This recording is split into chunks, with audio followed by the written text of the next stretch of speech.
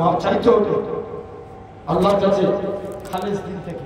বলো ইনশাআল্লাহ, জোর করে বলে। আমরা কেমন ভাবে আল্লামা নুনি রহমাতুল্লাহ আলাইহি বলছেন মানুষের তওবা কবুল হওয়ার জন্য শর্ত হচ্ছে তিনটে। কটা? তিনটে। এক নাম্বার, যুবক যখন আপনি তওবা চাইবেন মনে মনে নিয়ত করে মুখে তওবা করবেন আর মনে বলবেন আল্লাহ কবুল করছে। কে কবুল করছে? আল্লাহ। এটা হলো এক নাম্বার। দুই নাম্বার, যখন আপনি তওবা চাইবেন, হ্যাঁ শুনছো, যখন আপনি তওবা চাইবেন মনে মনে যে গুনাহটার জন্য তওবা চাইছো মনকে ধিক্কার দাও, এ আমার দ্বারা এত বড় গুনাহ হয়ে গেল। এটা হলো দুই নাম্বার। তিন নাম্বার, যখন তুমি তওবা চাইবে মনে এই নিয়ত করো যে আল্লাহ আমি জীবনে আর প্রমিস করছি জীবনে আর এই অন্যায় কাজ করব না। বলেন ইনশাআল্লাহ। এই তিনটে শর্ত যদি থাকে অনিবার্য আল্লাহ পাক আপনার তওবাকে কবুল করে নেবেন। তাহলে বাপেরা আল্লাহর কাছে খালেস দিল থেকে কেমন তওবা চাইবো? আল্লাহর কোরআন বলে ইয়া আইয়ুহাল্লাযীনা আমানু তুবু ইলাল্লাহি तौबतन नसूहा, कितना भी गुनाह किया बंदे मेरे पास तौबा कर, मैं अल्लाह तुम्हारे पूरा जिंदगी गुनाह माफ कर दूंगा। সবাই মিলে বলো না একবার তকবীর দেখি তো, নারে তাকবীর। আচ্ছা একজন দান সবাই মিলে বলেন তো দেখি, হে আল্লাহ যা তকবীর দিতে জানে না, একজন দেন নারে তাকবীর। একটু ওকে সাউন্ডটা বাড়াতে বসে আছে তো, জোর করে দেন নারে তাকবীর। আচ্ছা আপনারা চুপ করুন তো একটু, এই দিকের বাপগুলো চুপ দেন তো দেখি, নারে তাকবীর। হেরে যাবে কিন্তু ওদের কাছে, জোর করে দেন নারে তাকবীর। একসঙ্গে সবাই দেন নারে তাকবীর। ভাই আমাকে ফাঁকি দিতে পারেন, আল্লাহকে দিতে পারবেন? ব্যাসটা একটু কমান, জেনে রেখে দেন আল্লাহর কাছে খালেস দিল থেকে আমরা তওবা চাইবো। বলি ইনশাআল্লাহ। সবাই মিলে বলেন। একটা বলবো হাদিস, আল্লাহ রাসূলের একজন সাহাবী ছিলেন যার নাম ছিল হযরতে, সব আল্লাহ রাসূলের সাহাবীরা সব মক্কা ছেড়ে মদিনায় হিজরত করবে। আচ্ছা বলো তো এই কবিরাজপুরের মানুষ নবী মক্কা থেকে মদিনায় এসেছিলেন না এসেছিলেন? হিজরত করেছিল না করেন না? করেছিল। নবী মদিনায় হিজরত করে চলে আসলেন। মক্কার মানুষরা নবীকে কষ্ট দিল, মদিনার মানুষরা নবীকে অন্তর দিয়ে মেনে নিল। মুসলমান ঘরের ছেলে মেয়েরা, বাবা তরুণেরা, হে নবী শুধু তাই নয়, আল্লাহ নবী জানিয়েছেন এরকম ভাবে নবী আমার জানিয়ে দিলেন আল্লাহ নবী হযরত আবু বকরকে সাথে নিয়ে মদিনা থেকে তশরিফ নিয়ে চলে আসলেন। হযরত আবু বকর আল্লাহ নবী একবার ডান দিকে যায়, বাম দিকে যায়, সামনে যায়, পিছনে যায়। আল্লাহ নবী বলে ও বাবা যে আবু বকর তুমি কেন এরকম কাজ করো? একবার ডান দিক বাম দিক সামনে পিছন দিক কেন করো? হযরত আবু বকর বলেছে ইয়া রাসূলুল্লাহ হাবিবাল্লাহ, ইয়া রাসূলুল্লাহ হাবিবাল্লাহ, চতুর্দিকে আপনার দুশমনে ভরা, কেউ যদি আপনাকে লক্ষ্য করে তীর ছুঁড়ে ছুঁড়ে মারে আমি আবু বকর আমার লেগে যাবে, হুজুর আমি মারা যাব, এতে কোনো যায় আসে না। আমি আবু বকর আমার গোটা শরীরটাকে আপনার ঢাল বানাবার জন্য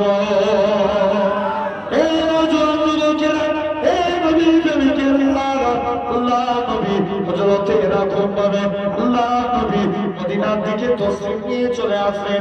মদিনার যুবকেরা সেদিন তারা খাজুর গাছের উপরে ওঠে, সেদিন তারা পড়েছিল তারা আল-বাদরু আলাইনা মিন সানিয়াতিল বিদায়ে ওয়াজাবা শুকরু আলাইনা মাদাহা লিল্লাহি দায়ে। ও যুবকেরা আল্লাহ নবী মদিনায় তশরিফ নিয়ে চলে আসলেন। মদিনার যুবকেরা বারে বারে পড়ে আল্লাহ নবীকে এক জায়গায় গোল করে ঘিরাও করে নিল।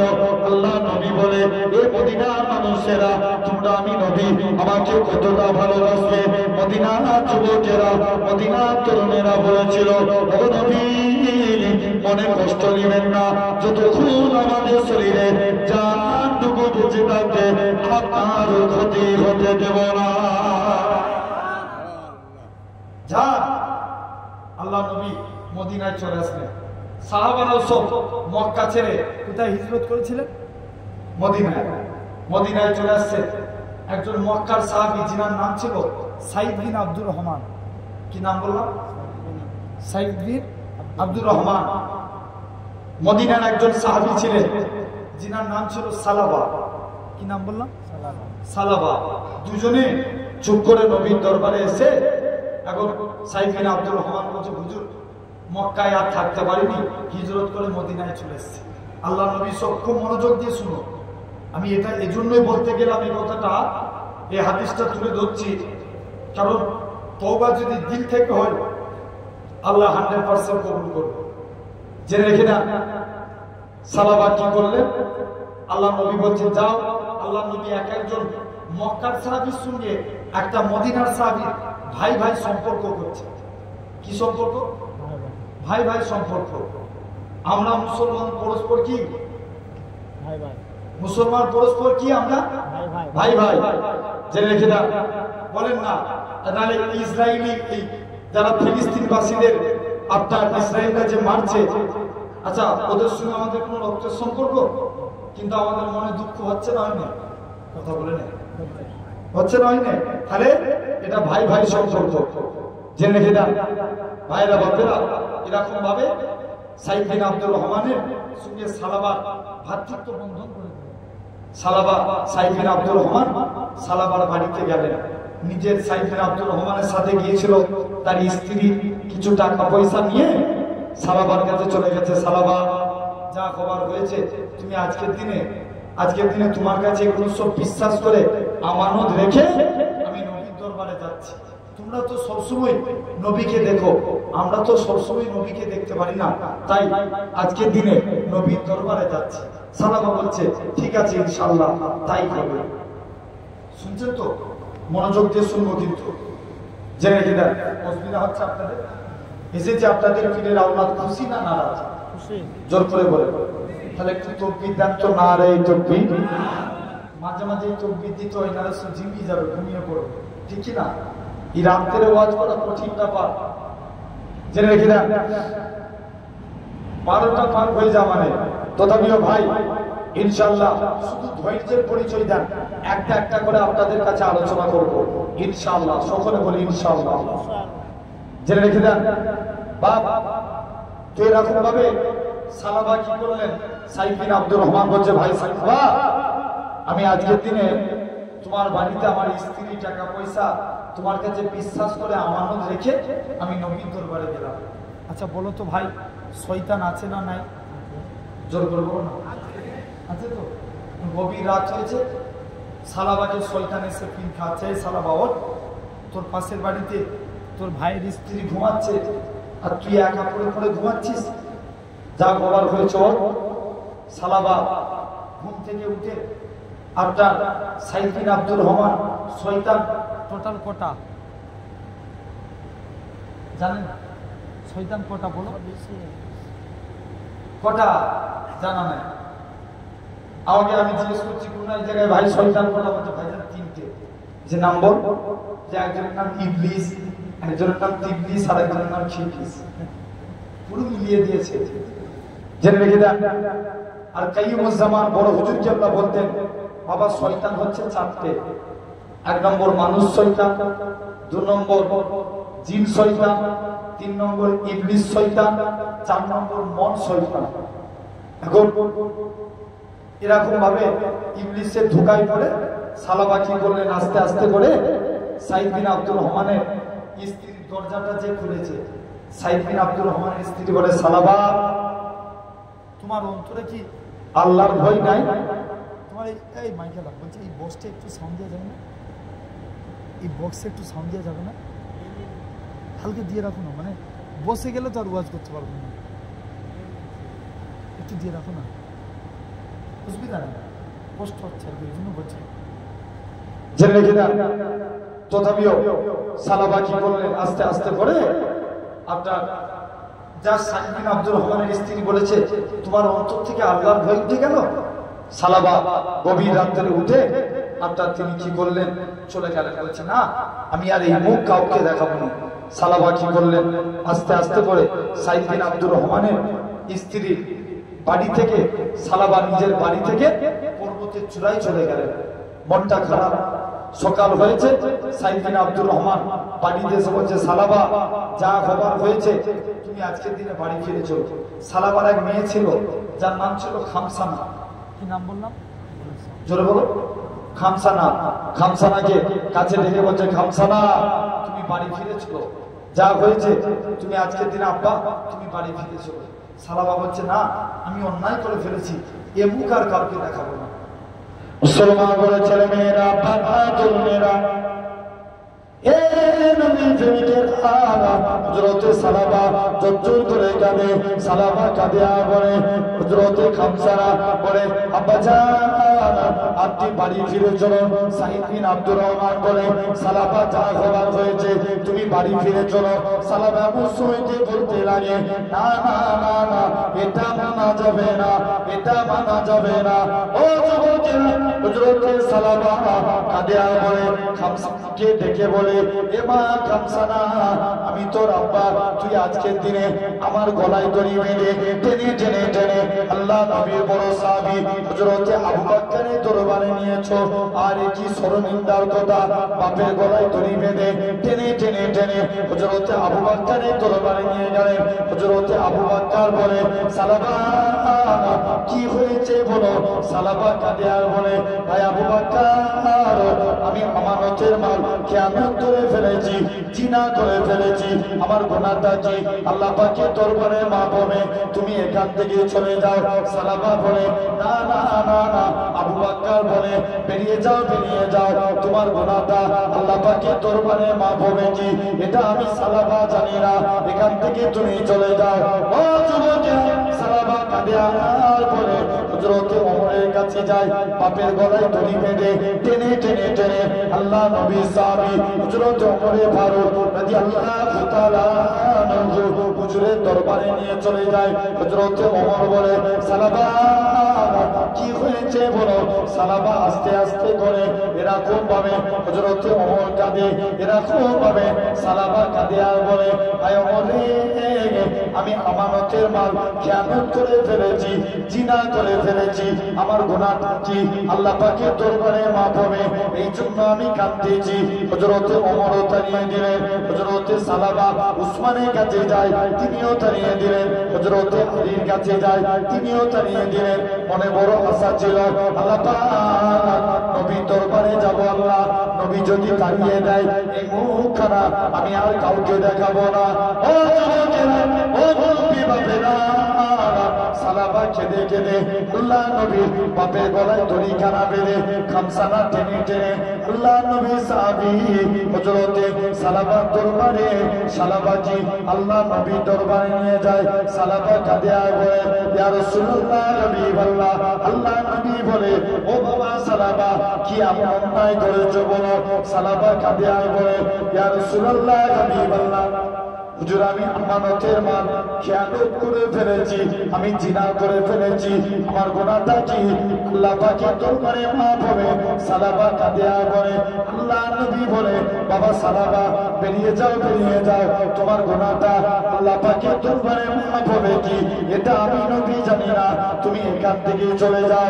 ও যুবকেরা, এরকম ভাবে সালাবা কাঁদে আর বলে, আল্লাহ পাক আবু বকরের কাছে গেলাম, সেও তাড়িয়ে দিল। ওমরের কাছে গেলাম, সেও তাড়িয়ে দিল। উসমানের কাছে গেলাম, সেও তাড়িয়ে দিল। আলীর কাছে গেলাম, সেও তাড়িয়ে দিল। আল্লাহ মনে বড় আশা ছিল নবীর কাছে যাব, আল্লাহ আজকের দিনে নবীও তাড়িয়ে দিয়েছে, এই মুখখানা আমি আর কাউকে দেখাবো না, এখন একমাত্র আপনি ভরসা। আপনি নাকি কুরআন পাকের সাথ করেছেন, ওমাইয়া তাকাল আল্লাহকে ফাহুয়া গাসবু, যে বান্দা নাকি আল্লাহ আপনার উপরে ভরসা করে আপনি তার জন্য যথেষ্ট হয়ে যান। আল্লাহ পাক, আমি আপনার গুনাহগার বান্দা, আমি আপনার পাপী বান্দা, আপনার উপরে ভরসা করে রইলাম। ও যুবকেরা, এরকম ভাবে সালাবা সিজদায় পড়ে কাঁদতে লাগে। এরকম ভাবে 40 দিন কেটে গেল। আমার আল্লাহ পাক জিবরাইল আমিনকে পাঠিয়ে দেয়, এই হযরতে জিবরাইল চলে যাও, চলে যাও, আমার রাসূলুল্লাহকে জানিয়ে দাও, আমার সালাবার জীবনের গুনাহটাকে আমি আল্লাহ ক্ষমা করে দিয়েছি। শুধু তাই নয়, সাহাবা এরকম ভাবে আল্লাহ নবী হযরত আলী, হযরত সালমান ফারসি দুজন মিলে সাহাবার কাছে চলে গেলেন। সাহাবা যা খবর হয়েছে, তুমি বাড়ি ফিরে চলো। সাহাবা বলে, না না না না, নবী যদি আমায় ডাকে তবে আমি বাড়ি যাব। সাহাবা বাড়ি চলে আসলেন, এসে মসজিদে নববী শরীফে নামাজে দাঁড়িয়ে গেলেন। ওই টাইমটা ছিল ফজরের টাইম।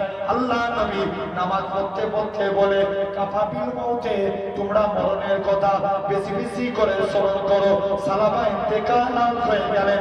খামসানা কাঁদে আর বলে, ইয়া রাসূলুল্লাহ হাবিবাল্লাহ, ইয়া রাসূলুল্লাহ হাবিবাল্লাহ, অনেকদিন আগে আমার আব্বা ইন্তেকাল, আমার মা ইন্তেকাল হয়ে গিয়েছিল।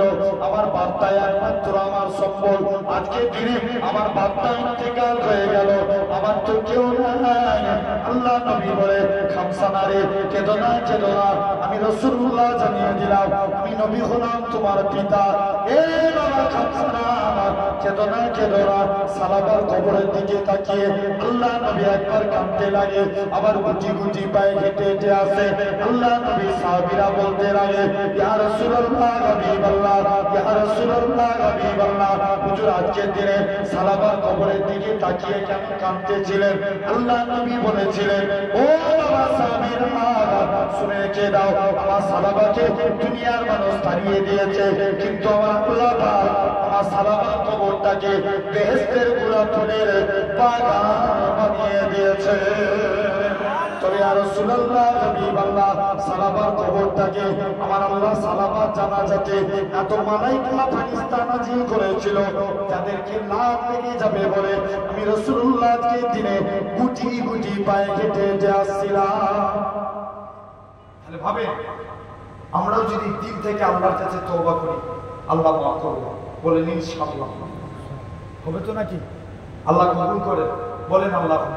তাহলে আমরা তওবা চাইবো কার কাছে? সবাই মিলে বলো, একবার চিৎকার দিয়ে বলো, এটা মালদার মতন আওয়াজ করে বলেন। আচ্ছা, যদি এই জায়গায় ঝগড়া হয়, ঝগড়া বুঝেন তো, মানে ঝামেলা যেটাকে বলা হয়, দেখবে আওয়াজ কি গলা দিয়ে পুরো পার্টির মিছিল ইনকিলাব জিন্দাবাদ বলে, অমুক দাদা জিন্দাবাদ বলে বলে ঘাড়ের শিরা বার করে ফেলে। ভুল বলছি না ঠিক বলছি? তাহলে আমরা আল্লাহকে ডাকবো, বলেন আজকের দিনে মাফ করার মালিককে। আরো জোর করে বলা লাগবে, মাফ করার মালিককে। এরপরে যদি কেউ চুপ করে বসে থাকে, কিয়ামতের দিন আল্লাহর কাছে জবাব দিতে হবে। জোর করে বলেন, মাফ করার মালিককে আল্লাহ। জেনে রেখে দেন, তাহলে আমরা আল্লাহর কাছে খালেস অন্তরে তওবা চাই, বলি ইনশাআল্লাহ। সবাই মিলে বলে আল্লাহ কবুল করে। তো আসেন, আমি একটা ছোট্ট বিষয়ের উপরে আলোচনা করি। আমরা আল্লাহর মুমিন বান্দা হতে চাই, রাজি আছি? কারা কারা আছে একবার হাত তুলে দেখান তো দেখি। তকবীর মার, এই জোর করে হাত তুলে রাখবে।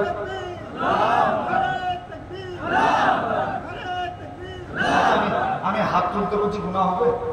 হ্যাঁ, মুমিন বান্দা হবো বলে সাক্ষী দিচ্ছি, একটা নয় দুটো হাত তুলে দেখা। নারে তাকবীর। আমি বলবো নারে মুস্তাফা, আপনারা বলেন মারহাবা মারহাবা। নারে মুস্তাফা, আরো জোরে নারে মুস্তাফা। নারে তাকবীর। আলহামদুলিল্লাহ। এই যে হাত তুললাম, ভাই এমনি এমনি কি মুমিন বান্দা হওয়া যাবে?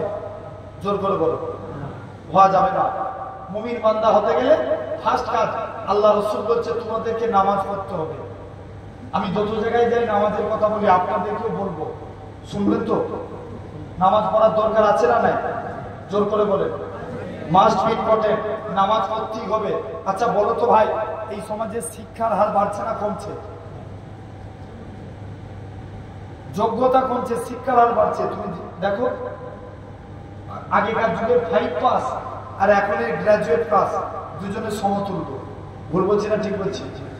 কথা বলে না কেন? হ্যাঁ দিতে হবে তো, ঠিক না ভুল বলতে হবে না? তাহলে এই সমাজে শিক্ষার হার বেড়েছে না কমেছে? বেড়ে গেছে। কত ডিগ্রি করছে দেখে, জেনে রেখে দেন। আচ্ছা বলো তো ভাই, এই সমাজে মা বাপের খেদমত বাড়ছে না কমছে?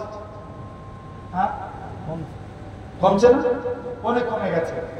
তবে মা বাপের খেদমত করার আগে প্রতিটা বাপ মাকে বলে যে আগে সন্তানদের হক মানবে। তারপরে সন্তান আপনার হক মানবে। ওমর হুজুরের কাছে একটা মুরব্বী যে খুব কাঁদছে, বলছে যে হুজুর আমার ছেলে আমাকে দেখে না, বলছে যা তোর ছেলেকে ডেকে নিয়ে। ছেলে এসছে, বলছে তুমি তোমার বাপকে দেখুনি, ব্যাপার কি? বলছে হুজুর আমি কি আমার বাপকে দেখবনি? আমার বাপই তো আমার একটা হক মানে। বলছে কেমন? বলছে আমি এত বড় হয়েছি, আমার বাপ আমার নাম রেখেছে কসাই। কি নাম? জোর করে বলো। আমি একদিন দরবারে বসে আছি, দেখবেন সেই মুখে মিষ্টি দিতে নিয়ে যায় না সব বাচ্চা হলে, দরবারে একজন নিয়ে এসছে, মিষ্টি দিতে নিয়ে আসছে। আমি এখন তাকে জিজ্ঞেস করছি, কোচির নাম কি? বলছে ভাইজান মারুতি হোসেন। কি নাম? জোর করে বলো। মারুতি হোসেন। আমি জিজ্ঞেস করছি কেন? বলছে আমি প্রেগনেন্ট ছিলাম, কিন্তু মারুতি ভ্যানে করে আমাকে নিয়ে যাচ্ছিল হসপিটালে, আল্লাহর মারুতি গাড়ি ইচ্ছা হয়ে গেছে, ওই জন্য শখ করে নাম রেখেছে মারুতি হোসেন। কতই যাচ্ছে না? প্র্যাকটিক্যালি এক ছেলের আব্বা তার ছেলের নাম রেখেছে বলেন। কি নাম বলবো? জোর করে বলো। বলেন বলেন। কি নাম? বলেন। হুজুরের কাছে পড়তে পাঠিয়েছে, হুজুর জিজ্ঞেস করছে এই করছি তোর নাম কি? বলছে বলেন। আবার জিজ্ঞেস করছে তোর নাম বল। বলছে কি করছে? জোর করে বলবে তো, বলেন। আবার জিজ্ঞেস করছে তোর নাম বল। বলছে বলেন। তো হুজুর রেগে যাচ্ছে, তো ডাস্টার ধরেছে বিয়াদব, সেই থেকে তোকে নাম জিজ্ঞেস করছি, বল তোর নাম কি? বলছে বলেন। এক ডাস্টার নিয়ে দিয়েছে। বলছে হুজুর তুমি আমায় বিনা দোষে মারবে। যে কেন? যে আমার বাপি তো আমার নাম রেখেছে বলে। কথা বলতে যাচ্ছে না আমার ভাইরা? তাহলে সন্তানদের সুন্দর নামে নাম রাখতে হবে। 2 নম্বর, সন্তান যখন আপনার এরকম ভাবে নামাজি হবে, দেখতে পাওয়া যাবে সন্তান এরকম ভাবে যখন আপনার আস্তে আস্তে করে সন্তানকে 7 বছর বয়সে নামাজের জন্য তালিম দিয়া, 10 বছর বয়সে তাকে পিটিয়ে নামাজ পড়ানোর কথা বলা হয়েছে। কি করে পিটিয়ে? এটা হলো মা বাপের হক। আর 3 নাম্বার, ছেলেরা যখন প্রাপ্তবয়স্ক হবে তাদের যথা টাইমে বিবাহের বন্দোবস্ত করে দিয়ে। তাহলে দেখেন এই সমাজে কিন্তু মা বাপের খেদমত কমে যাচ্ছে। আচ্ছা বলো, এই সমাজে চোর বাড়ছে না কমছে? জোর করে বলো না, একটু চিল্লে বলতে হবে। চোর বেড়েছে না কমেছে? বেড়েছে না? সমাজে দেখবেন চোর 2 প্রকার, একটা স্বভাবে চোর আর একটা অভাবে চোর। একটা কি স্বভাবে আর একটা অভাবে। অভাবে যারা চুরি করে লোক জানেই চোর, ঠিক কি না? আর আমার সমাজে আছে স্বভাবের চোরে ভর্তি। মনে করেন আপনি গরিব মানুষ, সরকার থেকে একটা ঘর পেয়েছেন, নেতা সাহেব বলছে আগে 20,000 টাকা আমার নামে লেখ, তবে তোর নামে ঘর লিখবো। ভুল বলছি না ঠিক বলছি? জোর করে বলো। জেনে রেখে দেন, আপনি ভালো পড়াশোনা করেছেন, আপনি ছেলেকে অনেক কষ্ট করে ভালো লেখাপড়া শিখিয়েছেন, ছেলে চাকরির যোগ্যতাপূর্ণ ছেলে, আপনাকে বলছে আগে 10 লাখ টাকা দে, তবে তোর ছেলের নামে চাকরি হবে। ভুল বলছি না ঠিক বলছি? তাহলে এগুলো কি করা? স্বভাবে জেনে রেখে দেন। তাহলে এই সমাজে চোর বাড়ে। আচ্ছা বলো তো ভাই, এখন সমাজে বিড়িখোর বাড়ছে না কমছে? জোর করে বলতে হবে একটু। সবাই নয়, দেখবেন আবার ইদানিং আমাদের ঘরের যুবক ছেলেরা এরা বিড়ি ছেড়ে দিয়ে গাঁজা খায়। ভুল বলছি না ঠিক বলছি? কথা বলেনি কেন? আছে না নাই? আচ্ছা আমরা এটা সামনে তো মসজিদ কবিরাজপুরে, আলহামদুলিল্লাহ এই গ্রামটা মহব্বতের জায়গা। আমি মনে হচ্ছে বছর খানেক আগে একবার এসেছিলাম গ্রামে, এখানে এসেছিলাম। এখানে ওটা কিসের জলসা ছিল? এইটা এই জলসাতে? হ্যাঁ এটাতে তো। আচ্ছা আচ্ছা, আলহামদুলিল্লাহ জেনে রেখে দেন, এটা কবরস্থানে জলসা, তাই তো? আল্লাহ যদি তৌফিক দেয় আমি কবর সম্পর্কে একটু আলোচনা করবো, হবে তো? আচ্ছা এখনই তো অলরেডি 12টা 15 বেজে গেছে। যদি বলতে বলতে আমি তো একটা 1:30টার মধ্যে কমপ্লিট দিতে হবে বলেই দিয়েছে। যদি বলতে বলতে 2-10 মিনিট ইদার উদার হয় অসুবিধা হবে না? আল্লাহ কবুল করেন। আমার সোনার ভাইরা, আব্বারা, তরুণেরা জেনে রেখে দেন, একটু শুধু একদম মাইন্ডটাকে ফ্রি করে আমার কথাগুলো শুনে মজায় চলে আসবেন ওয়াজের মাধ্যমে। জেনে রেখে দেন। তাহলে এই সমাজে দেখেন, সমাজে বিড়িকর বাড়ছে না কমছে? একটু জোর করে বলতে হবে। ওই আমার কাছে কথা কি বলুন তো, আমি টান মেরে দিয়ে ওয়াজ করে চলে যাব, চুপচাপ বসে বসে শুনবেন, মাঝে মাঝে সুবহানাল্লাহ, এই এরকম বক্তা আমি না ভাই। চিরজীবন বিড়ালের মতন না বেঁচে থেকে 1 ঘন্টা থাকবেন, সিংহের মতো গর্জন করে ইতিহাস আপনাকে মনে রেখে দিবে। জোরে বলে ভুল বললাম না ঠিক বললাম? বিড়ালের মতন বেঁচে থেকে লাভ আছে? গলা দিয়েছেন কে? অনেকে তো বুবা মানুষ, কথা বলতে পারে না, হ্যাঁ কি না? কথা বলে না। অনেকে কি মানুষ? বোবা মানুষ, কথা বলতে পারে না। কথা না বলার কষ্ট তারাই বুঝে, কিন্তু আল্লাহ তো তোমাকে জবান দিয়েছে, কেন তুমি আল্লাহর জন্য জবানকে ব্যয় করো না? জেনে রেখে দেন, আল্লাহ বলছে বান্দা, আমি আল্লাহ তোদের হাত দিয়েছি, পা দিয়েছি, চোখ দিয়েছি, কান দিয়েছি, আমি আল্লাহ তোদের এত নিয়ামত দিয়েছি, এর বিনিময়ে একটা কিছু চাইনি। বান্দা তোরা আমি আল্লাহ আমাকে সিজদা দে, আমি আল্লাহ তোদের দিদার দিয়ে দেবো। জোরে বলে জেনে রেখে দেন ভাইরা বাপেরা। তাহলে আমরা এই যে সামনে মসজিদ, আজান দিলে আমরা জামাতের সঙ্গে নামাজ পড়ি না অনেকে? আরে হ্যাঁ বলো, জামাতের সঙ্গে নামাজ পড়ি। আমাদের ঘরে কিছু ইয়ং ছেলে আছে, দেখবেন এরা জামাতের সঙ্গে গেঁজা খায়। ভুল বলছি না ঠিক বলছি? দেখবেন আবার এমনি নয়, যদি কেউ একার মন হয়েছে, ও আবার দুজনকে ডেকে নিয়ে যে গুনাহ করাবে। ভুল বলছি না ঠিক বলছি? নাম আছে না? জেনে রেখে দেন, এই বিড়ি খেলে একটা আলামত হয়, ঠোঁট কালো হয়। কি হয়? জোর করে বলো। ঠোঁট কালো হয়। আচ্ছা, সমাজে মাতাল আছে না নাই? জোর করে বলো। আমি একদিন দরবার থেকে, আমার একটা বাইক আছে বুঝলেন, বাইক একটু প্রবলেম হয়ে গেছে, আমি বাইকটা বাগাতে গেছি। আর দরবারে যে এখন গ্যারেজের যে চুপ করে বাইকটা বাগাচ্ছি, এমন সময় যে দেখতে পাওয়া যায় গ্যারেজের যে মালিক, এখন আমি তার সঙ্গে কথোপকথন করছি, গ্যারেজের পিছনে একটা মদের দোকান। আমাকে একটা ছেলে এসে বলছে, ভাইজান আসসালামু আলাইকুম। ওয়ালাইকুম আসসালাম।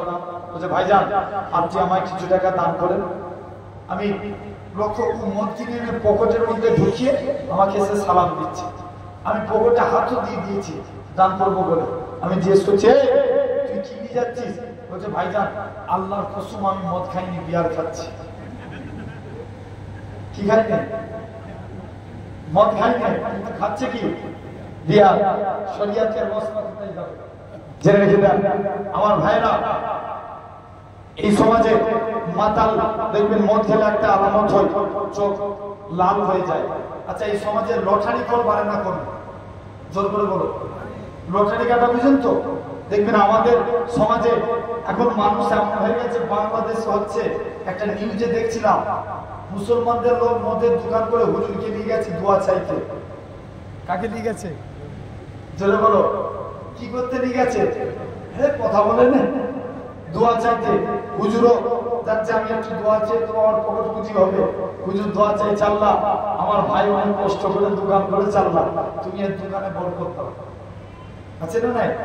জেনে রেখে দেন, এই সমাজে দেখেন একটা ভিডিও আপনারা দেখতে পাবেন, হয়তো একটা মুরব্বী চাচা, সে লটারি কেটে আল্লাহর কাছে দোয়া চাইছে, বলছে আল্লাহ আমি সেরকম লটারি কাটিনি, আল্লাহ মাঝে সাঝে কাটি। আল্লাহ তুমি কিছুদিন আগে আব্দুল করিমকে 10 লক্ষ টাকা দিলে, এটা আমি রাগ করিনি। আল্লাহ তুমি আব্দুল জব্বারকে 50 লাখ দিয়েছ, এতেও খোদা আমি নারাজ হইনি। আল্লাহ আল্লাহ তুমি তো দয়ার সাগর। আল্লাহ এবারে আল্লাহ তোমার নাম নিয়ে আমি 30 টাকা দিয়ে লটারি কেটেছি। কার নাম নিয়ে? আল্লাহর নাম নিয়ে। আল্লাহ তুমি যদি আমাকে 1 কোটি টাকা পাইয়ে দাও, তোমার যে কি ইবাদত করবো, আল্লাহ তোমায় যে কি সেজদা দেব, তুমি চিন্তা করে টের পাবে না। তাহলে জেনে রেখে আমার সোনার ভাইরা, আব্বারা, তরুণেরা,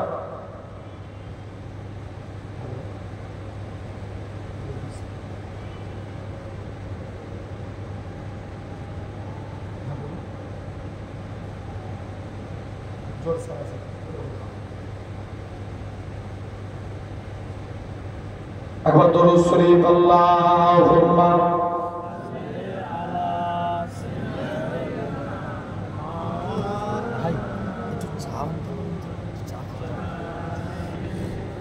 Gracias.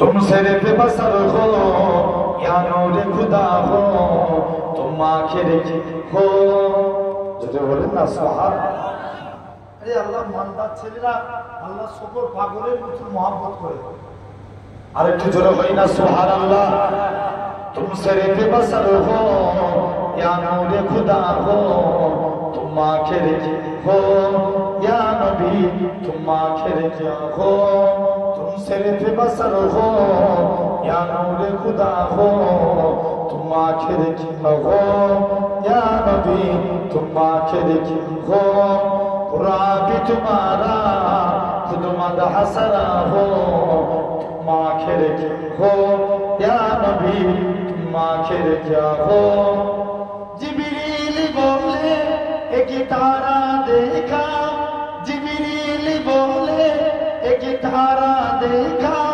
फरमाया नबी ने वो तारा मैं था जो होगा फिर खाए सिदरा खुद सोच रहा हो फिर खाए सिदरा खुद सोच रहा हो तुम आखिर क्या हो या नबी तुम आखिर क्या हो तुम सिर्फ बसर हो या नूरे खुदा हो तुम आखिर क्या हो या नबी तुम आखिर क्या हो बसम से गेचे गिरा और लाइले के जुल्फे बसम से गेचे गिरा और लाइले के जुल्फे और नज़्म के दमदा माजा के आंखें कुरान के सिखारो मैं जुल्बन माहो कुरान के सिखारो मैं जुल्बन माहो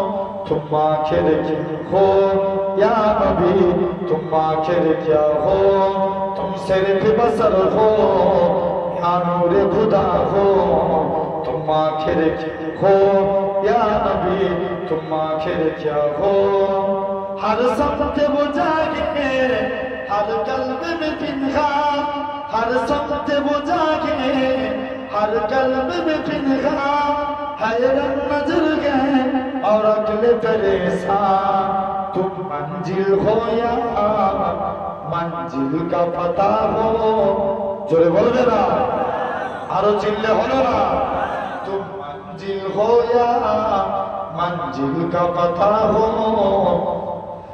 तुम आखिर क्या हो या नबी तुम आखिर क्या हो तुम सिर्फ बसर हो या नूरे खुदा हो तुम आखिर क्या हो या नबी तुम आखिर क्या हो है तुमको सजदने आंखों में बसाया है तुमको सजदने आंखों में बसाया और इसके तुम्हारा दिल में सजाया तुम आंख की ठंडा तुम दिल की जिला हो तुम आखिर क्या हो या नबी तुम आखिर क्या हो अल्लाहुम्मा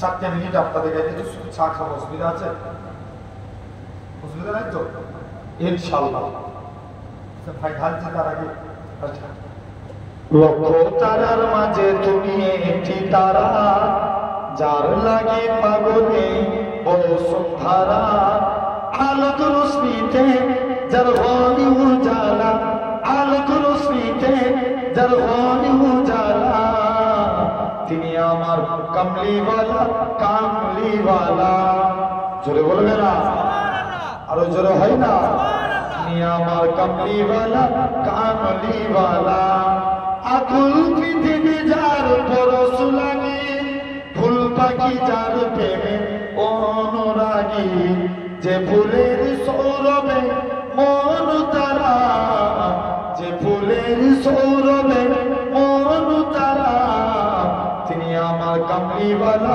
কামলিওয়ালা তিনি আমার কামলিওয়ালা কামলিওয়ালা লক্ষ তারার মাঝে তুমি একটি তারা যার লাগি পাগল হে ও সন্ধারা আলোক রশ্মিতে যার হয় উজালা আলোক রশ্মিতে যার হয় উজালা তিনি আমার কামলিওয়ালা কামলিওয়ালা তিনি আমার কামলিওয়ালা কামলিওয়ালা যে নাম বুকেতে আছে সব মুমিনের সেরা মানব যিনি সকল যুগে যার হাতে আছে কৌসার পিয়ালা তিনি আমার কামলিওয়ালা কামলিওয়ালা তিনি আমার কামলিওয়ালা কামলিওয়ালা লক্ষ তারার মাঝে তুমি একটি তারা যার লাগি পাগল নেই বসুন্ধরা আলোক রশ্মিতে যার হয় উজালা আলোক রশ্মিতে যার হয় উজালা তিনি আমার কামলিওয়ালা কামলিওয়ালা আল্লাহুম্মা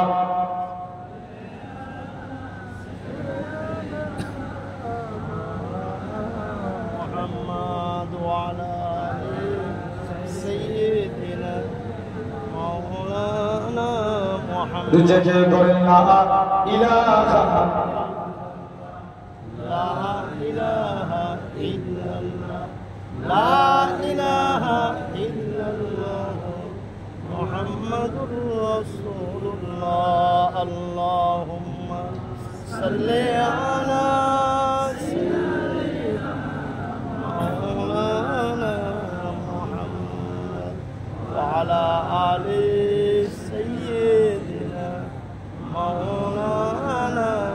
আমার ভাইরা আপনারা তরুণেরা তাহলে চিন্তা করে দেখেন তাহলে মদ খেলে লটারি কাটলে গরিব হবে মদ খেলে চোখ লাল হবে আবার এমনও আল্লাহর নামাজি বান্দা আছে এরা আল্লাহকে সিজদা দেয় এদের কপালে একটা কালো স্পট পড়ে যায় আম্মা জান আয়েশা বলে ইয়া রাসূলুল্লাহ হাবিবাল্লাহ এই কালো স্পট পড়ে যায় এরকম ভাবে আজকের দিনে জানিয়ে দিলাম এরা কারা আল্লাহর নবী কাল কিয়ামতের ময়দানে আল্লাহর কোটি কোটি বান্দা থাকবে আপনি আপনার উম্মতদের কেমন করে চিনবেন আল্লাহ রাসূল বলেছে বিবি আয়েশা যারা আমার প্রকৃত উম্মত হবে তাদের চেহারা দিয়ে আমি রাসূলুল্লাহ আমার নূরের জ্যোতি জ্বলতে থাকবে জোরে বলে কিসের জ্যোতি জোরে বলো নূরের জ্যোতি আচ্ছা তাহলে আমাদের আল্লাহর মুমিন বান্দা হতে গেলে নামাজ পড়ার দরকার আছে না নাই জোর করে বলো আছে না আমরা খাঁটি ভাবে নামাজ পড়বো যদি নামাজ পড়তে পারি আমাদের রিজিকের মালিককে আল্লাহ আল্লাহ আপনার রুজির জিম্মাদার হয়ে যাবে হাবিবে আজমি বলে আল্লাহর একজন ওলি মাহবুব বান্দা ছিলেন হুজুরের স্ত্রী খুব কড়া মেজাজের ছিল স্ত্রী বলে হ্যালো স্বামী তুমি কোন মালিকের কাজ করো এই মালিক চেঞ্জ করো অন্য মালিক ধরো হাবিব আজমি বলে স্ত্রী সবর কর আমার মালিক যেদিন দিবে না চপ্পর ভাত খেয়ে দিবে আসতে হয়ে গেল সবাই মিলে বলো না আরো জোরে বলো রোজই তো বলছো তোমার মালিক দিবে দিবে দিবেটা কবে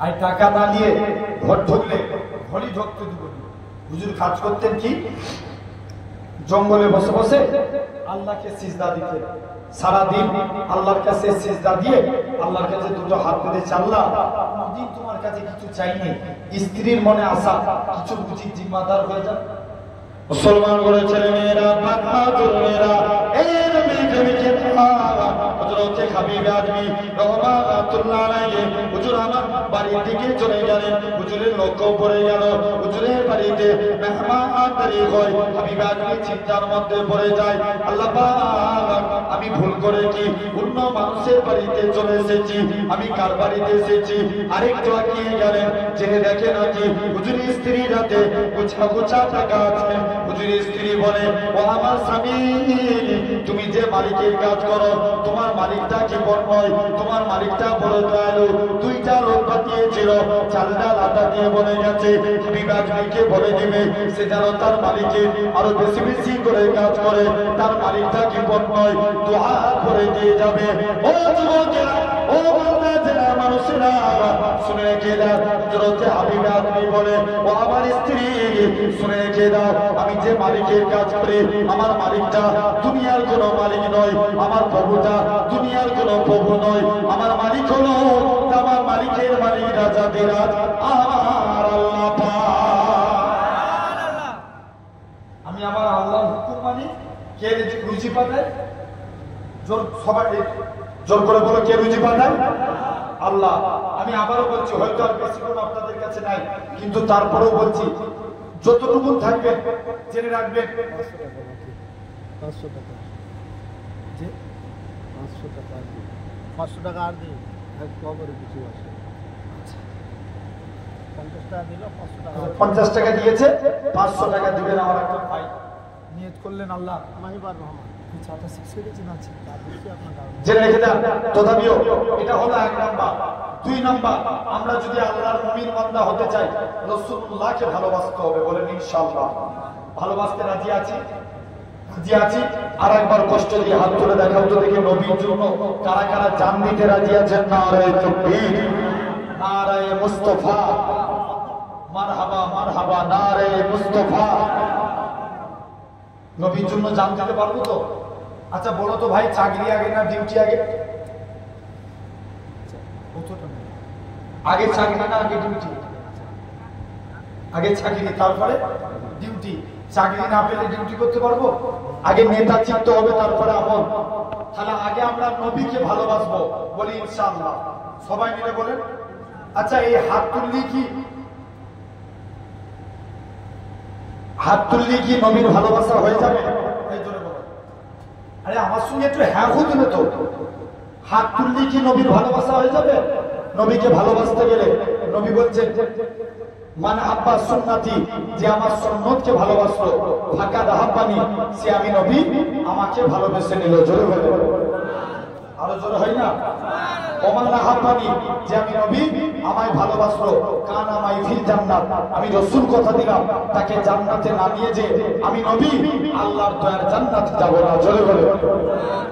আচ্ছা, আমরা যদি দিনে একটা সুন্নত মানি, বছরে কত মানা হবে?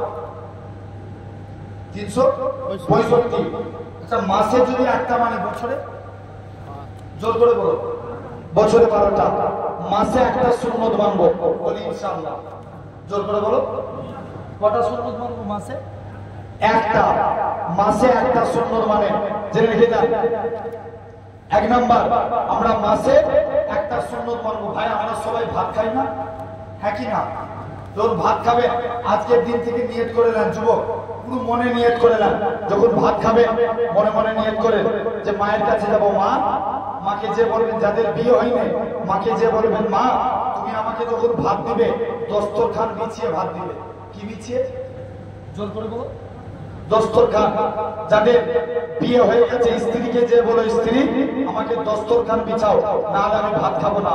জেনে রাখবেন, মায়েরাও যারা ওয়াজ শুনছেন, স্বামীদেরকে ছেলেদেরকে ভাত দিবেন, দস্তরখান বিছিয়ে ভাত দিবেন। জানবেন এই দস্তরখান বিছিয়ে ভাত খাওয়া সুন্নতে রাসূল। জোরে বলে। কি বিছিয়ে ভাত খাওয়া? দস্তরখান বিছিয়ে। এই দস্তরখানের কথা বলতে যে একটা কথা মনে পড়ে যায়। আল্লাহ রাসূলের একজন সাহাবী ছিলেন, যার নাম আনাস। আল্লাহ নবী একদিন কিছু খেয়ে আনাসের দস্তরখানে হাত মুছে দিয়েছে। কার দস্তরখানে? একটু জোর করে বল। আনাসের দস্তরখানে নবী হাত মুছে দিয়েছে। আল্লাহ নবী বলছে, বাবা আনাস, তুমি আমি নবী, আমার কাছে কিছু চাইবে না? হুজুর, মন চাই কিন্তু চাইবে না। কেন রে? হুজুর, আমার মা নিষেধ করেছে। যা। আনাস মায়ের কাছে চলে গেলেন। মা, নবী কিছু চাইতে বলছে, নবীর চাইতে কি চাইবো? মা বলছে, বাবা চাইতে যদি হয় নবী জান্নাতের ডান দিকে জায়গাটা ছেড়ে দাও। আরো জোরে বলো না।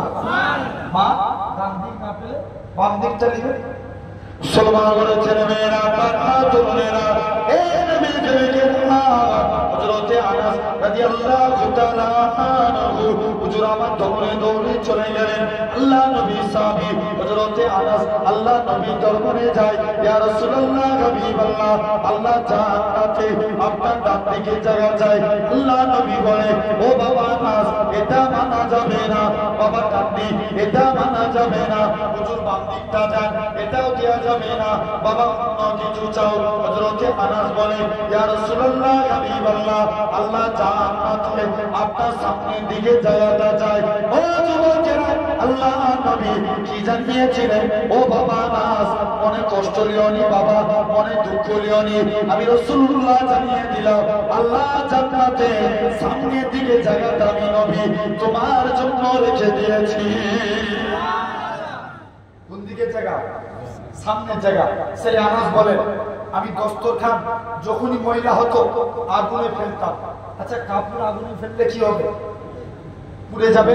সাহাবী বলে, আমি আগুন থেকে কাপড় তুলে নিতাম, কাপড় পুরো পরিষ্কার। সাহাবারা বলে, আনাস তুমি এই জাদু শিখলে কোথায়? আনাস বলে, এটা জাদু না, এটা মুস্তাফা নবীর হাতের ছোঁয়া। কার হাতের ছোঁয়া? নবীর। এগুলো তো জীবন দশায় ঘটেছে। মদিনা মুনাওয়ারার এক ইমাম ছিল, যার নাম ছিল আসেম রহমাতুল্লাহ আলাইহি। তিনি একদিন কথা বলছেন, মুখ দিয়ে খুশবু বার হচ্ছে। জোরে বলো না, কি বার হচ্ছে? খুশবু। আচ্ছা বলো তো ভাই, আমরা যদি দাঁতন না করি, মেসওয়াক না করি, আমাদের মুখ দিয়ে কি বার হবে? দুর্গন্ধ। আসেমের মুখ দিয়ে খুশবু বের হচ্ছে। সব মুখটা ধরেছে, আসেম তোমার মুখ দিয়ে এত খুশবু বার হয় কেন? মুসলমান বলেছেন, মেয়েরা, তরুণেরা, এই নবীর প্রেমিকেরা, হযরতে আসেম বলে, ও বাবা মুরিদেরা, আমি আসেম জানিয়ে দিলাম, আমি আসেম একদিন বাড়িতে ঘুমিয়ে আছি, হঠাৎ করে দেখি আল্লাহ নবী দিন দুনিয়া বাহাদুর হাবিবুল্লাহকে জনাবে মুহাম্মদুর রাসূলুল্লাহ সাল্লাল্লাহু আলাইহি সাল্লাম, আমি আসেমের বাড়িতে চলে আসলেন। আমি আসেম আল্লাহ নবী তাজিমে দাঁড়িয়ে গেলাম। আল্লাহ নবী বলে, ও বাবা আসেম, তুমি আমি নবী, আমাকে একটু কোরআন পড়ে শোনাও। হযরতে আসেম বলে, আল্লাহ নবী সম্মানে দাঁড়িয়ে দাঁড়িয়ে কোরআন খানা পড়ে শোনায়। ও যুবকেরা, হযরতে আসেম বলে, আমার কোরআন পড়া কমপ্লিট হয়ে গেল। আল্লাহ নবী আমাকে ডেকে বলে, ও বাবা আসেম, তুমি আমি নবী, আমাকে কোরআন শুনিয়ে আমি নবী আমার অন্তরকে ভরিয়ে দিয়েছ, আমি নবী আমার দিলকে খুশি করে দিয়েছ। ও বাবা আসেম, তুমি একটু জিহ্বা খানা বার করো। হযরতে আসেম বলে, আমি জিহ্বা খানা বার করে দিলাম। আল্লাহ নবী একটু গানি থুতু লাগিয়ে দিলেন। হযরতে আসেম বলে, আল্লাহর কসম, নবী থুতু লাগার সাথে সাথে আমি আসেমের মুখ থেকে আমার আল্লাহ পাক খুশবু চালু করে দিয়েছে। নবী কি দিয়েছে? জোরে বলো। থুতু মুবারক দিয়েছে। তাহলে সেই এই ছিল আপনার আমার নবী। তাহলে আমরা যখনই ভাত খাবো কি বিছিয়ে? দস্তরখান। বলেন ইনশাআল্লাহ। আচ্ছা যুবক, আমরা অনেকে স্যুট পরি না? কি পরি? জোর করে বলো বলো, এটা তুমি কি পরেছো? এটা স্যুট। আরে হ্যাঁ না বলবে তো, কি পরেছি? স্যুট। অনেকে স্যুট পরে, এতদিন স্যুট পরেছেন, আজ থেকে একটা নিয়মে পড়ে, যখন স্যুট পরবেন আগে ডান পা দিবেন। কোন দিকের পা? জোরে বলো। ডান পা। পাঞ্জাবি পরছেন, আগে ডান হাত। শার্ট জামা পরছেন, ডান হাত। মায়েরা যারা ওয়াজ শুনছেন, পায়জামা পরবেন, ডান পা। জামা পরবেন, ডান হাত। কাউকে কিছু দিবেন, ডান হাত। কারো কাছে কিছু নিবেন, ডান হাত। এই ডান ডান ডান। কিয়ামতের দিন আল্লাহ বলবে, তোরা যারা ডান ভক্তি আছিস এগিয়ে আয়। বান্দা জিজ্ঞেস করবে, কেন আল্লাহ?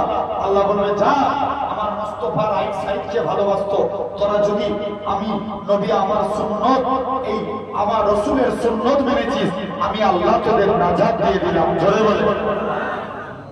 কোন দিকটা মানার জন্য? জোরে বলো। ডান সাইড। তাহলে আচ্ছা বলো তো, আমরা নবীকে বেশি ভালোবাসি না নবী আমাদেরকে বেশি ভালোবাসে? নবী আমাদেরকে বেশি ভালোবাসে। নবী 4 জায়গায় উম্মতের চিন্তা করবে। ক জায়গায়? 4 জায়গায়। এই আলোচনা করে তারপর আমি কবরে নিয়ে দুটো কথা বলে বিদায় হব। জেনে রেখে দেন, 1 নাম্বার, নবী 4 জায়গায় উম্মতের চিন্তা করবেন। 1 নাম্বার, 1.5 মিনিটের বাচ্চা সিজদায় চলে গেলে। আচ্ছা বলো তো, ছোট মহদিপুরের মানুষ আল্লাহ সমাজের 313 জন রসুল পাঠিয়েছিল, কোন রসুলের কলেমায় আল্লাহ রাসূলুল্লাহ লিখেছে? কেউ বলতে পারবো? কারণ কলেমায় আল্লাহ রাসূলুল্লাহ লিখে না। মুসলমান বলেছেন মেয়েরা বাহাদুরেরা এই নবীদের আল্লাহ পাক এরকম ভাবে হযরত আদম নবীকে কলেমা দিয়েছিলেন লা ইলাহা ইল্লাল্লাহ। আদম সাফিউল্লাহ রাসূলুল্লাহ বলে না আল্লাহ মুসা নবীকে কলেমা দিয়েছিলেন লা ইলাহা ইল্লাল্লাহ।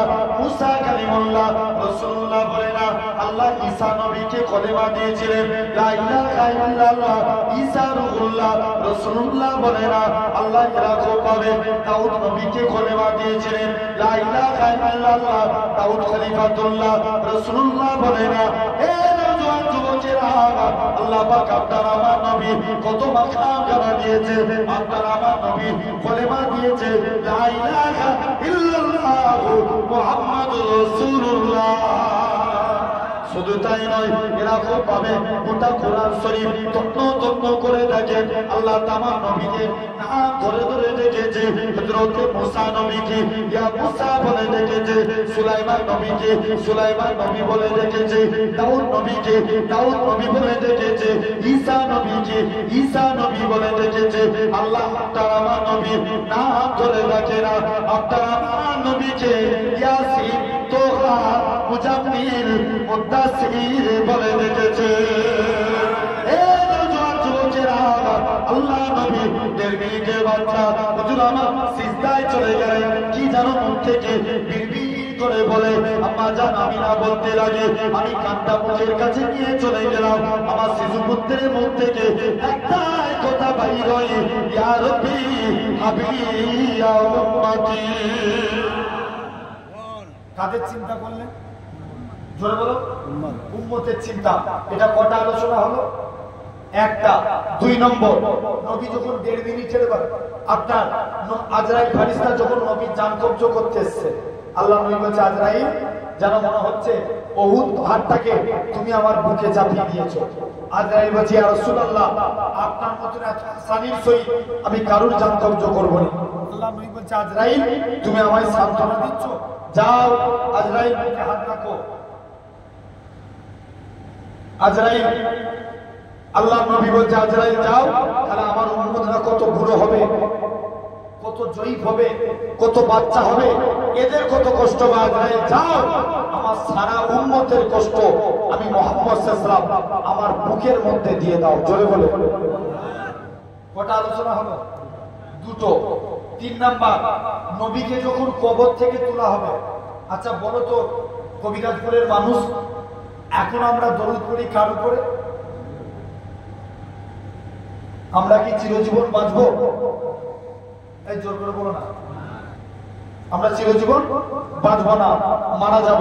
ভাই আমরা যখন মারা যাব কে নবীর উপরে দরুদ পড়বে? আল্লাহ বলছে যখন দুনিয়ায় একটা মানুষ থাকবে না তখন আমার ফারিস্তারা আমার মুস্তাফার উপরে দরুদ পড়বে। একটু জোরে বলবে না? কে দরুদ পড়বে? ফেরেশতারা। ফেরেশতারাও মারা যাবে। 4 জন বাকি রেখে জিবরাইল, মিকাইল, ইসরাফিল, আজরাইল আলাইহিস সালাম। মোট কজন হলো? 4 জন। প্রথম 3 জন মারা যাবে, জিবরাইল, মিকাইল, ইসরাফিল। কজন হলো? 1 জন।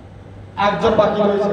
আজরাইল বলছে আল্লাহ আমি তো সবাই জান কবজ করেছি, আল্লাহ তুমি আমায় ছেড়ে দাও। আল্লাহ বলছে আজরাইল বুকে হাত রাখ, তোকেও মরতে হবে। আজরাইল বুকে হাত রাখলেন, আজরাইলও মারা গেল।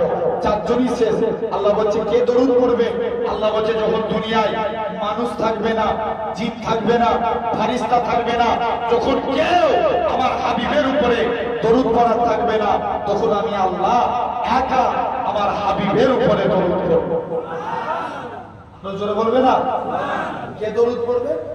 আল্লাহ। আল্লাহ আবার 4 জন ফেরেশতাকে সৃষ্টি করবে। জিবরাইলকে ডেকে বলবে জিবরাইল যাও আমার হাবিবকে কবর থেকে তুলো।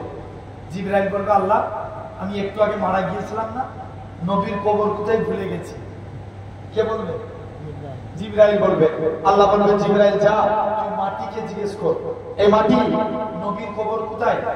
মাটিও বলবে জিবরাইল আমিও বলতে পারবো না নবীর কবর কোথায়, কেননা কিয়ামতের আগে আল্লাহ আমি মাটিকে এমন উলট পালট করেছে কে কোন দিকে কে কোথায় কবরে চলে গেছে আমি জানি না। কেননা কিতাবে এসেছে এক একটা কবর থেকে 70টা করে লাশ শুনবে। কটা করে? 70টা করে।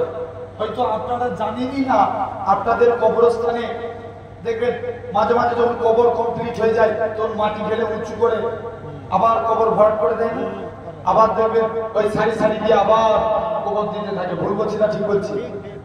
এরকম ভাবে কিতাব এসছে এক একটা কবর থেকে 70টা করে লাশ উঠতে পারে। আরো এক্সাম্পল স্বরূপ, বর্তমানে আল্লাহ নবীর কবর আর বিলালের কবর 1000 মাইল ডিস্টেন্স। কত মাইল? একটু জোর করে বলো। 1000 মাইল। কিন্তু কিতাবে এসছে কিয়ামতের দিন নবী পাকের পা মোবারকের দিক থেকে বিলাল হুজুরকে তোলা হবে। জোরে বলে। আর এখন কত মাইল দূরে কবর? 1000 মাইল। তাহলে এটা কেমন করে সম্ভব? কোন বিলাল? কালো বলে কেউ মুসাফা করতো না। কালো মানুষের ইজ্জত আছে? এই জোর করে বলো না। কালো মানুষের ইজ্জত আছে? এই সমাজে দেখবেন মেয়ে যদি কালো হয়ে যায় কেউ বিয়ে করবে না, কথা বলে চট করে ওই মিনিমামলি ওই মেয়ের বিয়ে দিতে 8-10 লাখ টাকা খরচের ব্যাপার আছে, হ্যাঁ কি না? তো বিলালও কালো বলে কেউ মুসাফা করতো না। মুসলমান ঘরে ছেলে মেয়েরা, তরুণেরা, হযরতে বিলালকে আল্লাহ নবী ডেকে বলে, ও বাবা বিলাল, চলে যাও চলে যাও, একখানা খুরমা নিয়ে আসো। হযরতে বিলাল একখানা খুরমা নিয়ে আসলেন।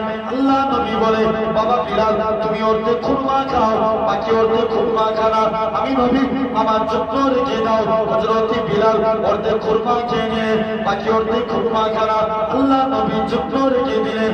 আল্লাহ নবী বলে, ও বাবা বিলাল, তুমি আজকে দিনে আল্লাহ নবী বিলালের ছোটাখানা খেতে যায়। হযরতে বিলাল আল্লাহ নবীর কদমে পড়ে যায়, ইয়া রাসূলুল্লাহ, হাবিবাল্লাহ, হুজুর আপনার গোলাম আমি, হুজুর আপনার ছোটা আমি খাবো, হুজুর আপনি আমার ছোটা খাবেন না। না না না, এটা মানা যাবে না।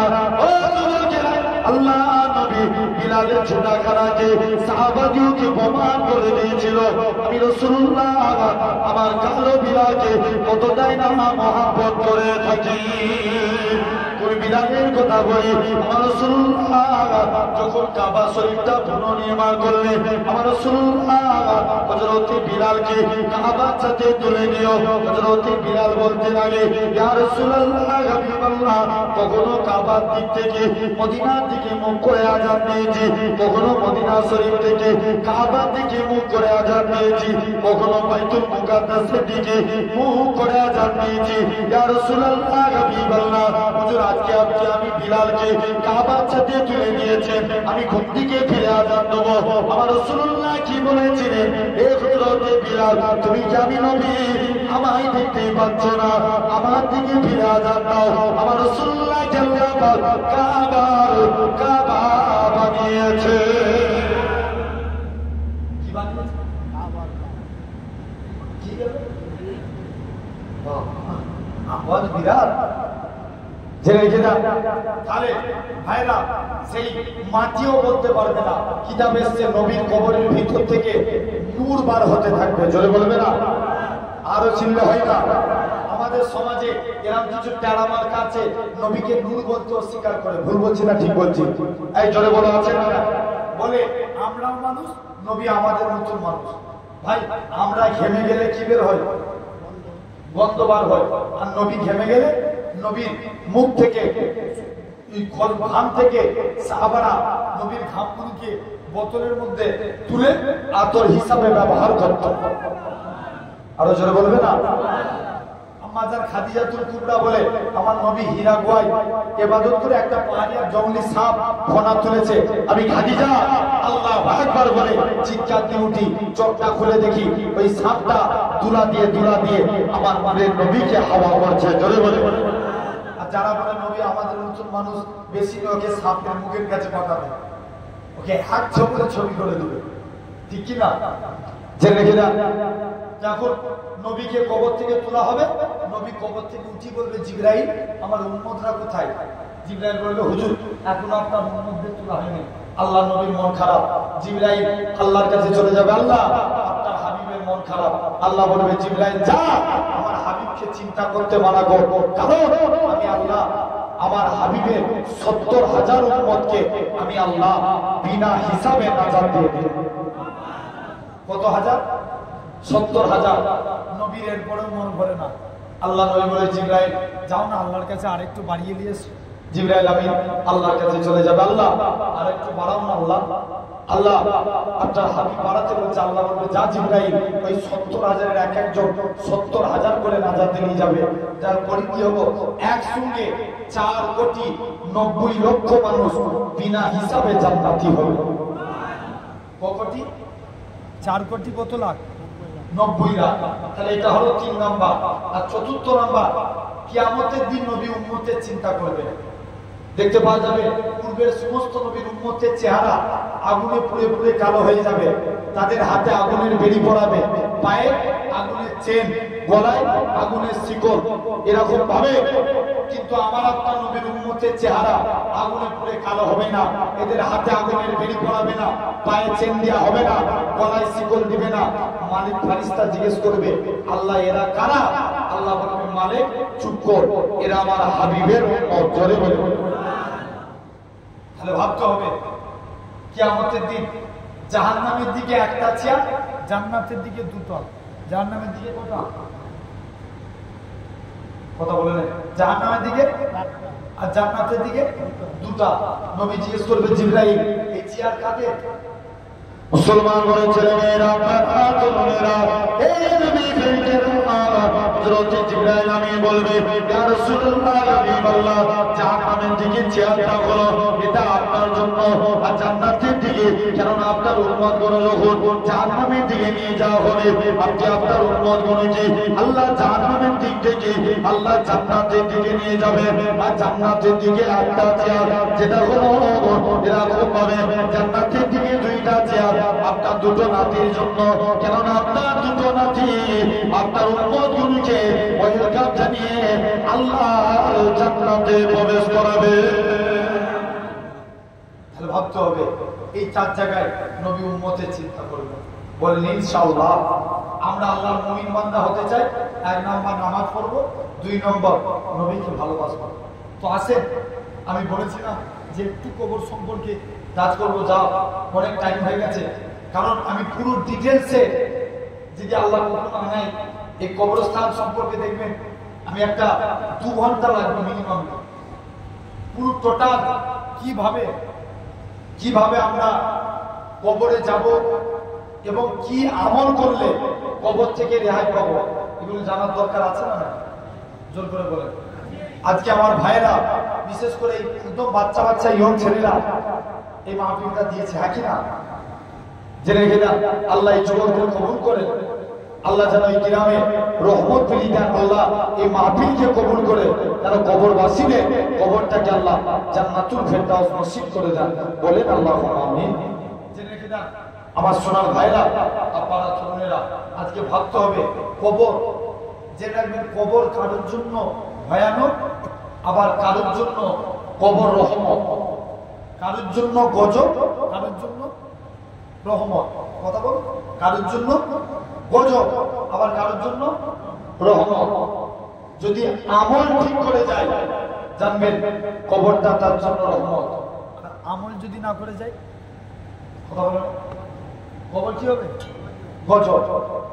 25 বছর ফুরফুরা শরীফের নাজমুস সাদাত হুজুর পীর কেবলা রাহমাতুল্লাহ আলাইহি 25 বছর পূর্বে ইন্তেকাল হয়েছে। বাকিউল্লাহ হুজুর ইন্তেকালের সময় দাদা হুজুরের মাজারে তো জায়গা শর্ট, আপনারা যে দেখেছেন না? এখন না হুজুর কেবলার মাজারের দিকে একটু চেপে গেছে। 25 বছর আগে হুজুর কেবলা ইন্তেকাল হয়ে গেছে। লাশ তো দূরের কথা, কাফন পর্যন্ত টাটকা আছে। জোরে বলে। আমি যে দরবার থেকে এসেছি, আমার হুজুর কেবলা পীর সাহেব হুজুর, উনি দারুল হুজুরের খলিফা ছিলেন, যিনাকে আল্লাহ ভিন্নগরের পীর সাহেব, যিনাকে আল্লাহ 118 বছর হায়াত দিয়েছিলেন। জোরে বলবেন না? ফুরফুরা শরীফ আর ভিন্নগর শরীফ প্রায় পাশাপাশি। আপনারা কখনো গেলে আমি খাস ভাবে এই কবিরাজপুরের মানুষদের দাওয়াত দিয়ে যাচ্ছি, আপনারা যাবেন। বলেন ইনশাআল্লাহ। দরবারে যাওয়ার দরকার আছে না? নাই? তবে তো আল্লাহর নিজের রুহানি পাবেন, দোয়া পাবেন, হ্যাঁ কি না? দরবারে ভাইজানদের সঙ্গে মহব্বত রাখবেন, জেনে রাখবেন। এই যে এখন অনেক ছেলে আলহামদুলিল্লাহ দেখবেন, আগে বেশিরভাগ ছেলেরা মোবাইল চালাতো, তাদের ফোনে গানের রিংটোন চলত। কিসের রিংটোন? কথা বলেন। গানের রিংটোন। কিন্তু দেখেন ইদানিং সব ইয়ং বক্তা বেরিয়ে ছেলেরাও আলহামদুলিল্লাহ অনেক পরিবর্তন হয়েছে। দেখবেন আমি এরকম ভাবে দায়িত্ব সহকারে বলছি, আমার নিজে কানে শোনা এরকম শত শত ছেলে আমার গজল ফোনে রিংটোন দেয়। ভুল বলছি? এরা মালদাতে কত ছেলে আছে জানেন না? তাহলে এটা ভালো করেছে না খারাপ করেছে? আরে কথা বলো না, ভালো খারাপ। আচ্ছা বলেন, আগে এই থেকে 5 বছর 7 বছর পিছিয়ে যান, ছেলেরা কানে হেডফোন লাগিয়ে ঘুমানোর আগে কানে হেডফোন দিয়ে গান শুনতে শুনতে ঘুমাতো। দেখবেন এখন ছেলেরা যে কোনো না যে কোনো ছেলে ঘুমানোর আগে যারকে যার মহাব্বত তার ওয়াজ শুনতে শুনতে ঘুমিয়ে যায়। ভুল বলছি না ঠিক বলছি? এটা পরিবর্তন হচ্ছে না? মানে তাহলে জানবেন এই জিনিসগুলো অনেক কিন্তু ভালো হচ্ছে। আমার ভাইরা, যদি আল্লাহ তৌফিক দেয় আমি কবরের সম্পর্কে, কবর বর্ণনা পুরো পাকা 2 ঘন্টা সময় লাগে, একদম প্রথম থেকে লাস্ট আপনাদের কাছে আলোচনা করব। তথাপি একদম ধরেছে অল্প করে 2টো কথা বলে যায়। এখনো কবরের কথা স্মরণ করে আল্লাহর দিকে ফিরে আসেন। দেখতে পাওয়া যাবে আজরাইল ফেরেশতা তোমার রূহ বার করে নিয়ে চলে যাবে। কি নেককার বলেন কি বদকার বলেন, বান্দার রূহ বেরিয়ে যাবে। আল্লাহ যদি নেককার বান্দা হতে পারি, রূহটাকে সোনার পালকে করে প্রথম আসমান থেকে দ্বিতীয় থেকে তৃতীয় কটা আসমান? 7 তবক আসমান, সেখান থেকে তাদের রূহটাকে জান্নাতি করবে। যারা বদকার হবে, বেঈমান হবে, তাদেরও রূহটাকে কষ্ট দিয়ে নিয়ে যাবে। নিয়ে যেতে যেতে 7 তবক আসমান, সেখান থেকে জাহান্নামে করা হবে। আচ্ছা বলো তো সোনার ভাই, দেখবেন মানুষ মারা গেলে খুব টিপে টিপে সাবান ঘষে গোসল করে না, আস্তে আস্তে দেখে, একদম মৃদু ভাবে। যুবক তুমি কি বুঝছো? তোমার হাত ভেঙে গেছে, কষ্ট হয় না? হয় না? তুমি বেঁচে আছো, তুমি বেঁচে আছো, তোমার চোখে একটা রড ঢুকে গেছে, কিন্তু তুমি বেঁচে আছো। জেনে রেখে দেবে, দুনিয়ার কষ্ট থেকে 70 গুণ বেশি কষ্ট হলো মরণের কষ্ট। তাই বান্দা বলতে লাগে, তোমরা আমার লাশকে এত টিপে টিপে এত ভাবে ঘোরাও না, কারণ এই একটু আগে আজরাইল ফেরেশতা আমার জান কবজ করে দিয়ে গেছে, তোমরা আমাকে এত কষ্ট দিও না। আল্লাহ নবী বলছে, বান্দাকে গোসল দিয়ে খাটিয়ায় করে জানাজার ময়দানে ওখান থেকে কবরস্থানে নিয়ে যাবে। মুসলমান ছেলে মেয়েরা, তরুণেরা, বান্দাকে খাটিয়ায় করে কবরস্থানের দিকে নিয়ে যাবে। খাটিয়ায় করে কবরস্থানের দিকে যখন নিয়ে যাবে, কবরবাসী বলতে লাগবে, যারা বদকার হবে এলাকার মানুষদের বলবে, আমার আত্মীয় স্বজনেরা, তোমরা আমার লাশটাকে এত তাড়াতাড়ি করে কবরস্থানের দিকে নিয়ে যাও না, কারণ আমি আমার কবরের মধ্যে যা ভয়ঙ্কর জিনিস দেখতে পাচ্ছি, যদি তোমরা দেখতে পেতে তোমরা আমাকে কবরস্থ করতে না। আল্লাহ নবী জানায়, যারা বদকার হবে, যারা বেঈমান হবে, এরা খুব পাবে, তারা এই কথা বলতে লাগবে। আল্লাহ নবী বলে, যারা ইমানদার হবে এলাকার মানুষদের বলবে, আমার আত্মীয় স্বজনেরা, তোমরা আমার লাশটাকে তাড়াতাড়ি করে কবরস্থানের দিকে নিয়ে চলো, কেননা আমি আমার কবরের মধ্যে আল্লাহর দয়ার জান্নাত দেখতে পাই। আল্লাহ নবী জানায়, বান্দাকে কবরস্থ করে দিয়েছে হবে, এরা খুব ভাবে 41 পা মুরাদ এসেছে, 41 পা যতটা সময় লাগবে বান্দাকে কবর থেকে তুলে বসানো হবে, বান্দা কবর থেকে উঠে বসে যাবে। তোমার আমার এরা খুব ভাবে, তোমার আমার কেউ ক্যান্সার রোগে মারা গেছে, তার রোগ ভালো হয়ে যাবে, কেউ প্যারালাইসিস হয়ে মারা গেছে, তার পা সোজা হয়ে যাবে, কেউ এমনি হার্ট অ্যাটাক করে মারা গেছে, সে ভালো হয়ে যাবে, কেউ এরকম ভাবে অ্যাক্সিডেন্টে মারা গেছে, সেও ভালো হয়ে যাবে। কবরে যখনই চিন্তা হবে সে পুরোপুরি সুস্থ, কোনো রোগ থাকবে না। কবরবাসী কবরটা এত অন্ধকার হবে, বলো তো দেখি কবরের মাহফিল দিয়েছ, বলো তো দেখি কবরটা এত অন্ধকার হবে, বলো তো দেখি কি দুনিয়ার জমিনে কারে চলে গেলে হট করে তুমি আলোর সামনে বসে আছো, যদি আলোটা বন্ধ হয়ে যায় কতটা অন্ধকার লেগে যায়, ভয় লেগে যায়, কবরটা এত অন্ধকার হবে, দুনিয়ার অন্ধকারের থেকে 70 গুণ বেশি অন্ধকার হবে কবর। কবরটা অন্ধকার হবে, অন্ধকার কবরের দিকে কবরবাসী চিৎকার করে কাঁদতে লাগবে, এ আমার আত্মীয় স্বজনেরা, কবরবাসী উঠে দাঁড়াতে যাবে, এ আমার আত্মীয় স্বজনেরা, তোমরা আমায় কোথায় রেখে দিয়ে চলে গেলে, আমি আজকে দিনে কোথায় রেখে দিয়ে চলে গেলে। কবরবাসী উঠে দাঁড়াতে যাবে, কবরের বাতাসগুলো মাথায় থেকে যাবে, কবরবাসী বুঝতে পেরে যাবে আমি কবরে চলে এসেছি, হাউ হাউ করে কাঁদতে থাকবে। যুবকেরা উনকার নাকি ফেরেশতা সারায়ে প্রতিটা বান্দা বান্দি কবরেতে হযরত রুমান আলাইহিস সালাম আসবে, বান্দাকে তুলে বসাবে। এ দুনিয়ার জমিনের বান্দা, আল্লাহ তোকে 70 বছর, আল্লাহ তোকে 30 বছর হায়াত দিয়েছিল, তো যৌবন হালতটাকে, যুবক বয়সটাকে কোন কাজে ব্যয় করেছিস বল? বান্দা ভেবেছে দুনিয়ায় মিথ্যা কথা বলে পার হয়ে গেছি। এ ফেরেশতারা আমরা কোথা থেকে খাতা কলম পাবো? ফেরেশতারা কি নেককার বলে কি বদকার বলে? প্রতিটা বান্দা বান্দি মাথার দিক থেকে এক টুকরা কাপড়ের টুকরা ছিঁড়ে বলবে এই কাপড়ের টুকরা হবে তোমার জন্য খাতা, সাদা তাগুলটা হবে তোমার জন্য কলম, মুখে থুতুটা হবে তোমার জন্য কালি। বান্দা মুখ থেকে থুতু নিয়ে কালি নিয়ে সাদা তাগুলে করে কাপড়ের উপর লিখতে থাকবে, লিখতে লিখতে থুতু ফুরিয়ে যাবে, তথাপিও লেখা শেষ হবে না। হযরত রুমান আলাইহিস সালাম ওই কাপড়ের টুকরাটা গলায় ঝুলিয়ে দিয়ে চলে যাবে। ওই কাপড়ের টুকরাটা কাল কিয়ামতের ময়দানে আপনার আমার আমলনামা হবে। যারা নেকির কাজ করবে এদের তো কোনো বেলা নাই, যারা অন্যায় করবে আল্লাহ আফসোস করে বলবে হে দুনিয়া জমিনের বান্দা, তোদেরকে হেদায়েতের পথে আনার জন্য আমি আল্লাহ যুগে যুগে কত আমার নবী রাসূল পাঠিয়েছি, তারপরেও তোরা এত অন্যায় করেছিস। বান্দা দুনিয়ায় মিথ্যা কথা বলে পার হয়ে গেছে, আল্লাহর কাছে কি মিথ্যা কথা বলা যাবে? জোরে বলো, কোনদিন বলা যাবে না। আল্লাহ নামাজ পড়েছি তোমার ফারিস্তারা লিখে নে, রোজা করেছি আল্লাহ তোমার ফারিস্তারা লিখে নে।